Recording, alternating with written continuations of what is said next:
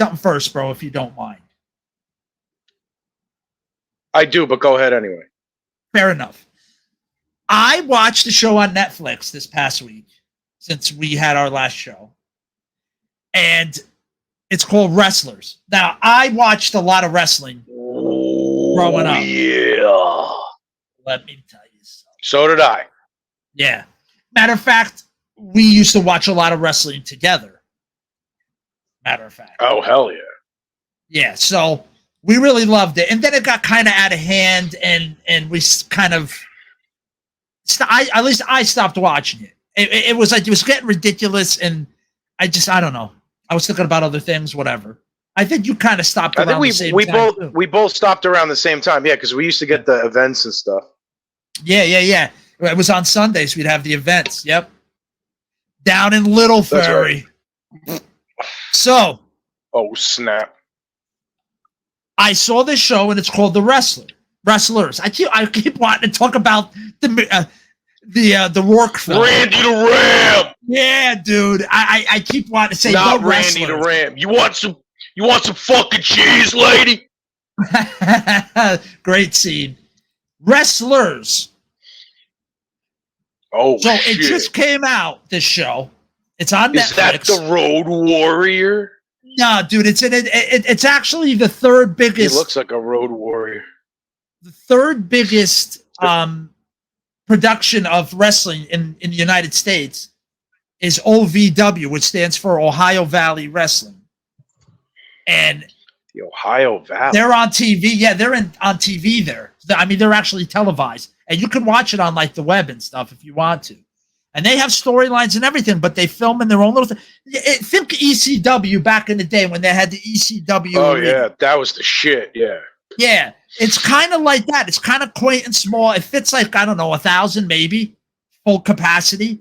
Withstanding. 1,000 maybe. Yeah, it's like a VFW hall or something. Yeah. It's not huge.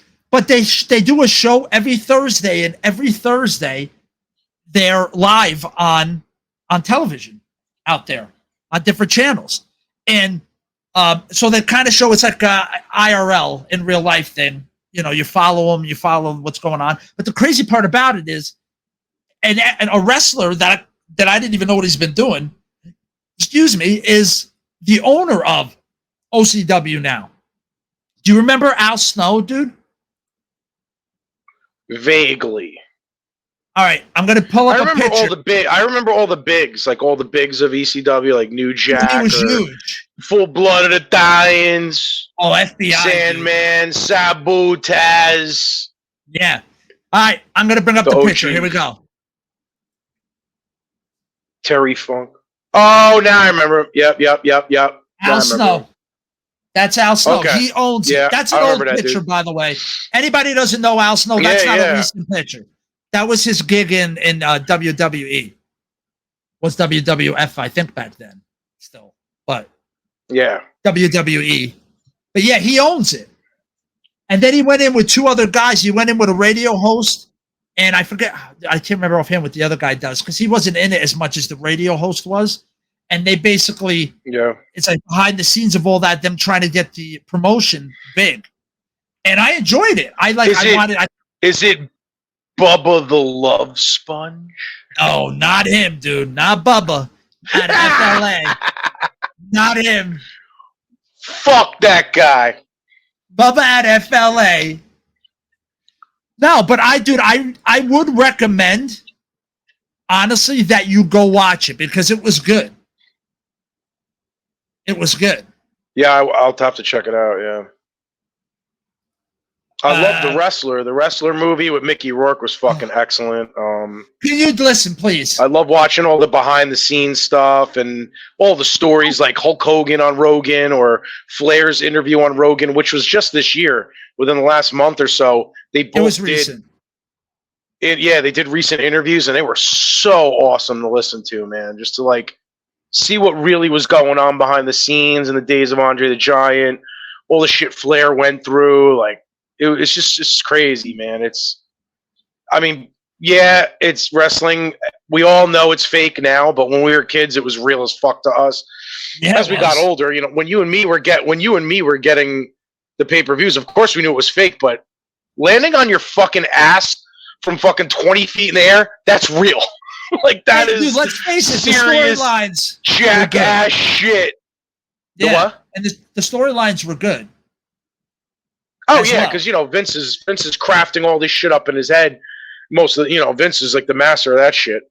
I was just saying, it's funny. My friend posted a video compilation of all the time Vince McMahon got the shit beat out of him by different wrestlers, and I'm like, come to think of it, that's the only fucking multi-billionaire owner in the world. It's like, okay, here's the storyline. Tonight you're gonna whoop my ass on national TV. Yeah, and it's like, dude, that guy took some crazy punishment. And fake or not, it doesn't matter. Vince got beat the fuck up, and he loved it. He loved it. I don't want to get sidetracked, but do you remember when his quad ripped and went up like a shade up into his hip? Do you remember when that happened? Not really. I do remember the story, but I don't remember when it happened. He was running out to the ring. I don't remember the storyline or what was happening. Oh, yep. And when he dove in, he hit his quad hard, and that thing just tore and went. And then he went to go in and stand. It happened so fast, and he had his adrenaline pumping. He didn't even feel it happen. So he tried to just stand up, and dude, your muscle's not there to stand up, and he just dropped. And then but he kept going, dude. He sat in a corner and kept going. Fucking maniacs, bro. Yeah, dude. Wrestlers they put themselves through a lot of crazy pain and shit. So it's crazy to see someone like Hulk Hogan or Flair actually come out okay. They're not nearly as fucked up as some of them. Some of them really went bad. Yeah, dude. A lot of substance abuse, a lot of fucking alcohol abuse. Like, the craziest thing of all is that Flair, I would have totally taken Flair for a cokehead.